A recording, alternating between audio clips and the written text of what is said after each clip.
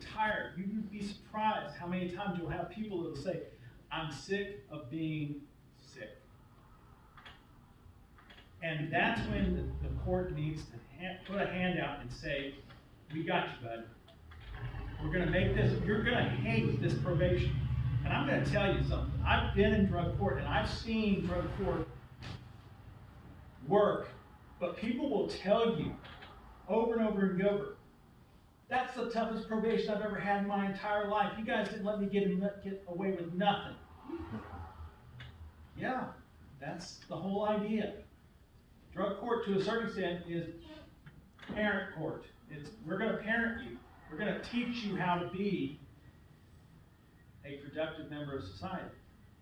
And we're going to show you that your productivity will be appreciated. One of my agenda items, if I'm elected, is drug court with participants that are financially responsible for their child support obligations. Participants that are employed on a regular basis. You guys know, for every job applicant out there in the real world, there's 2 jobs waiting on. You know, we constantly talk about not having enough people to work. Drug court participants have to work. That's part of the contract that they sign as part of their probation. And if they don't work, if they are just intent on sitting on their butt, they can do so in prison. I don't have a problem with it. But if they have a sense of wanting to remain part of society, I'm going to give them time. I'm going to give them at least enough rope that they can fashion a lifeline.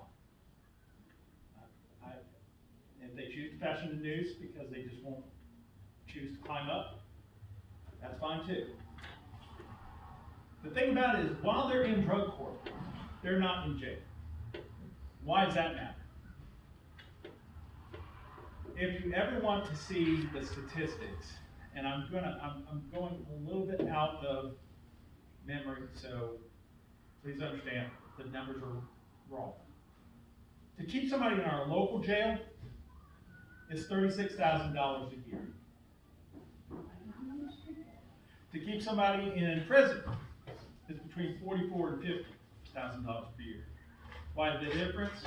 In prison, you have higher paid officers. You also have obligations to meet as far as dietary and medical needs. The counties are sometimes a little bit lax on. So you'll have prisons, and they'll have an entire staff of a health clinic, equivalent of nurses,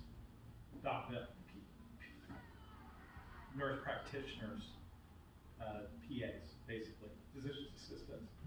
But these people are getting paid lots of money, as are the jailers.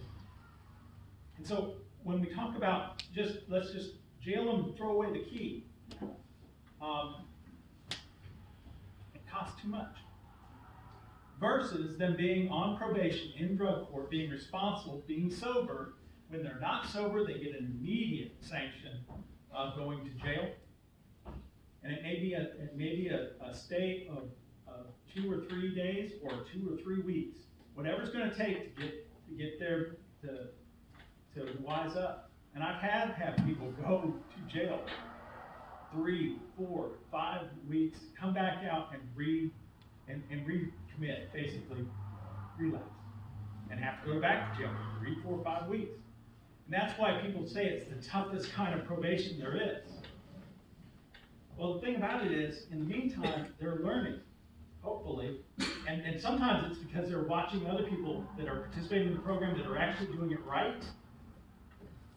They're keeping their kids up, they're keeping their jobs, they're paying taxes, they're picking, maybe picking up education through extra classes at college.